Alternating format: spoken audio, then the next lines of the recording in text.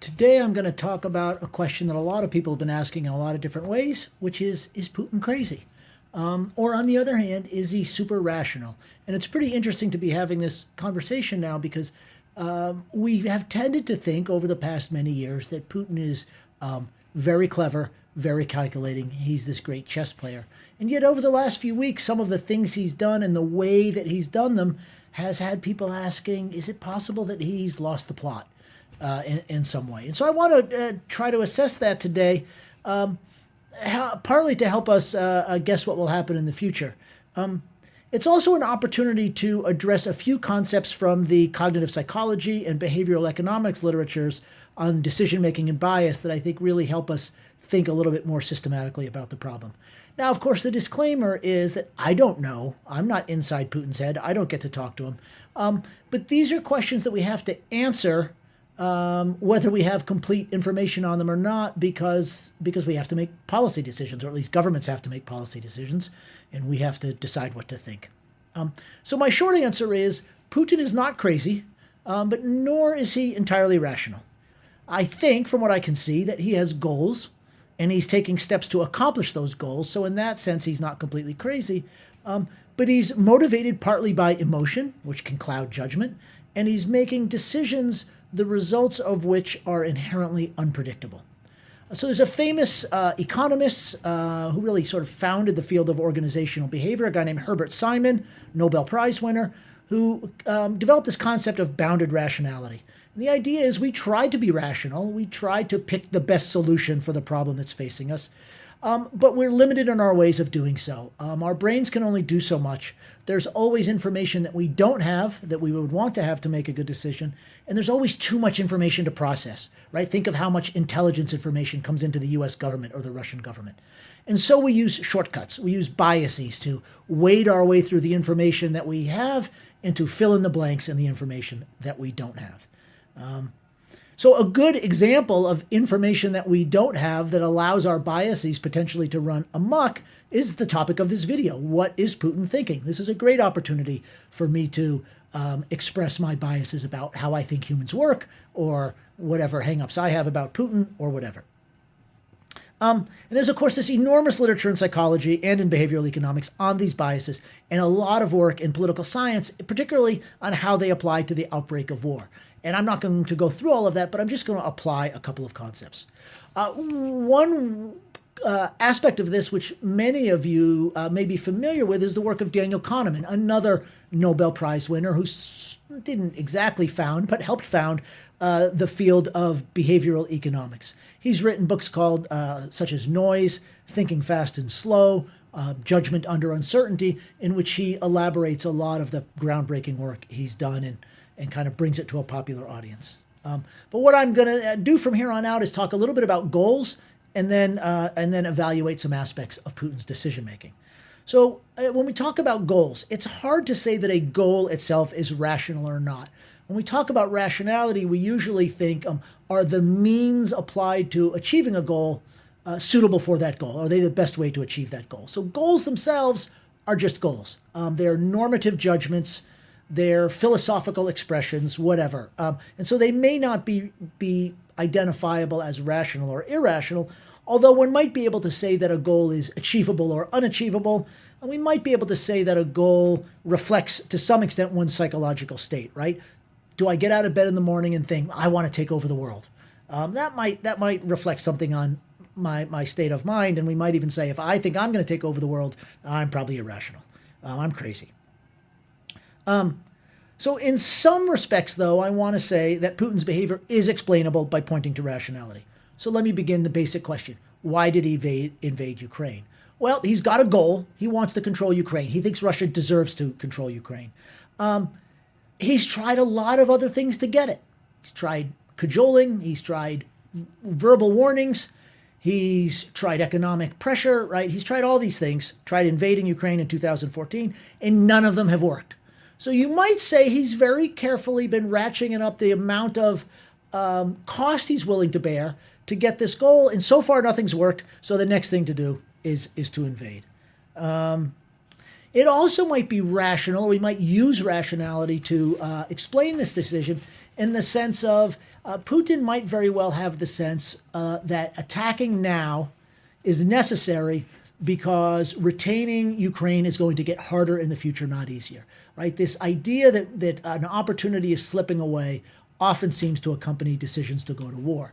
And that's not necessarily rational in the sense that, oh, that's the best decision, but it's rational in the sense that it's calculations being made about what is the best way to achieve a goal. However, a second cut at this question of the decision to attack yields a slightly different answer, which is, does invading Ukraine achieve Putin's goals? And I think the answer is probably not. I've talked about this in some other videos.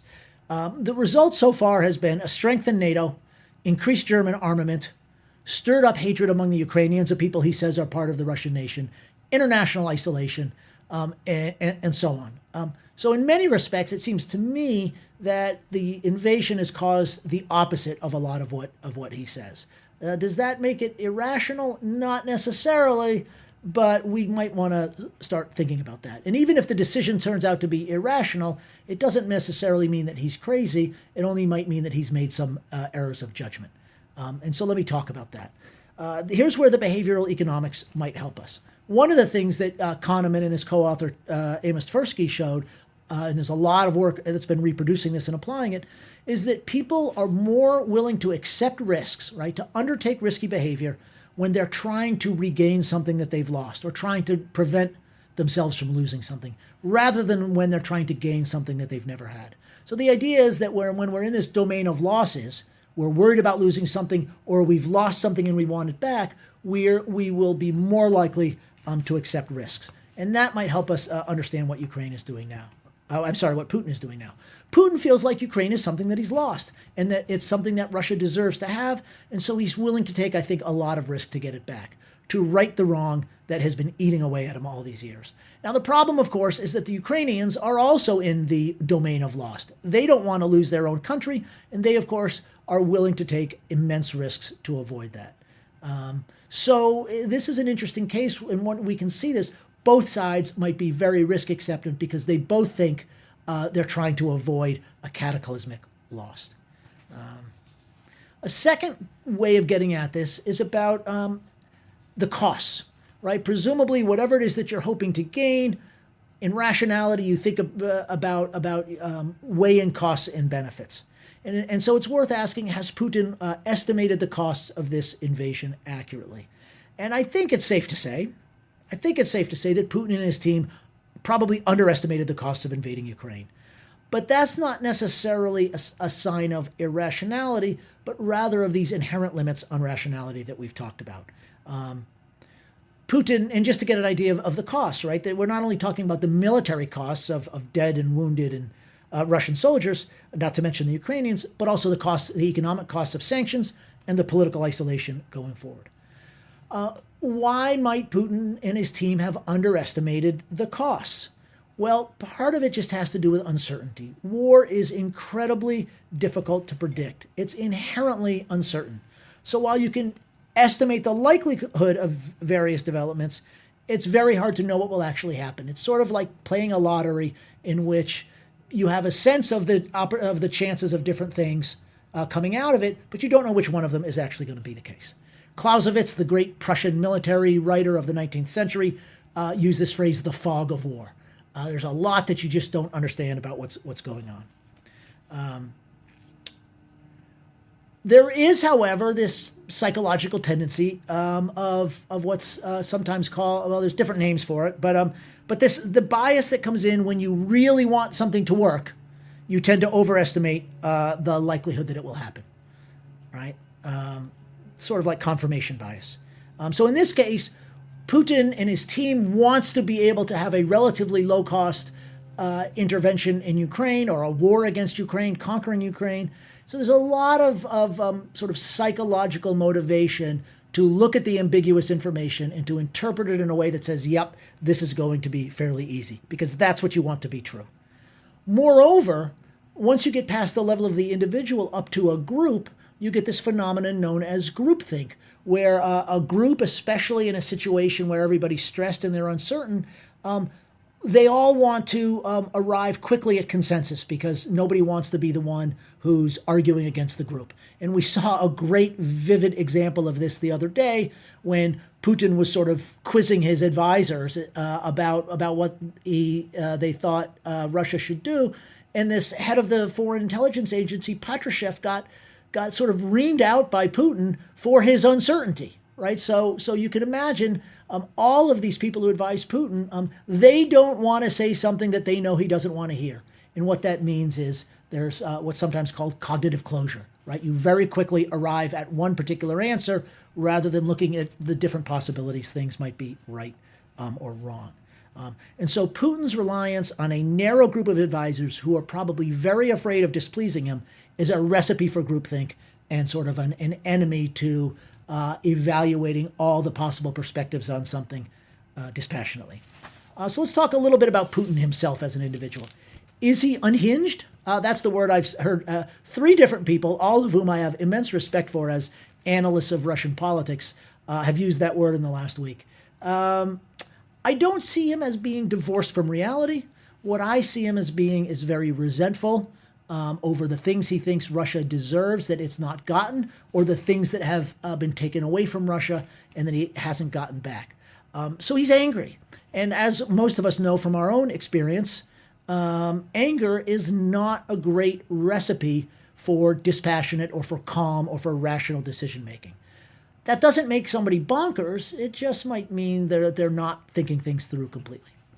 So might he reassess his actions as the costs of war become more apparent, right? One thing rational people do is they update their beliefs based on new information. And of course, there's another immense literature in psychology and decision-making about things like confirmation bias, bolstering. There's other terms for this, basically about our inability to do that. Once we believe something, we tend to look for the information and we see and pay more attention to information that confirms what we already believe rather than information that undermines it.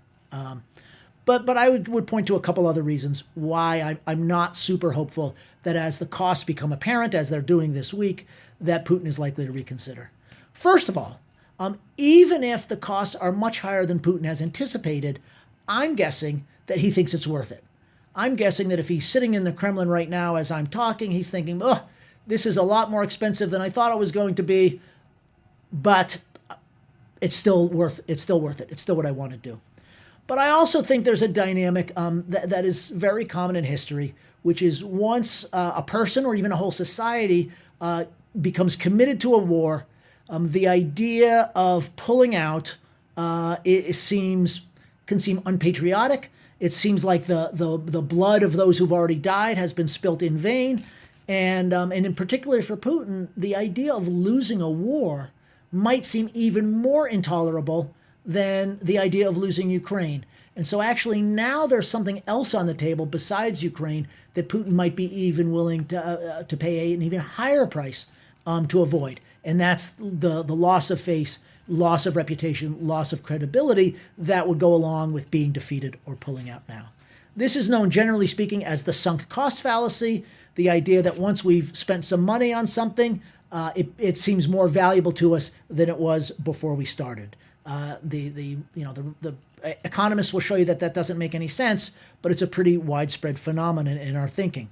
So to summarize, I don't think Putin is either perfectly rational or entirely crazy. What he is subject to all of the limits on rationality that other human beings are, in terms of both our cognitive limits and our biases. And he's in a situation, or a couple of kinds of situations, that have been shown across a lot of cases to exacerbate all the tendencies we already have towards bias. He's in a high-stress situation, a war, that tends to maybe short-circuit our rationality a little bit, and he's reliant on a very small group of decision makers who themselves are entirely reliant on him and therefore want to please him. And that's not a great recipe, again, for getting dissenting opinions. So that's, I think, where we stand. It doesn't leave me entirely optimistic. If Putin were perfectly rational, it might actually be a lot easier to deal with this situation. But that's where we are right now. As time goes on, of course, we may get a better sense, more data essentially, more information on exactly how rational or irrational he is.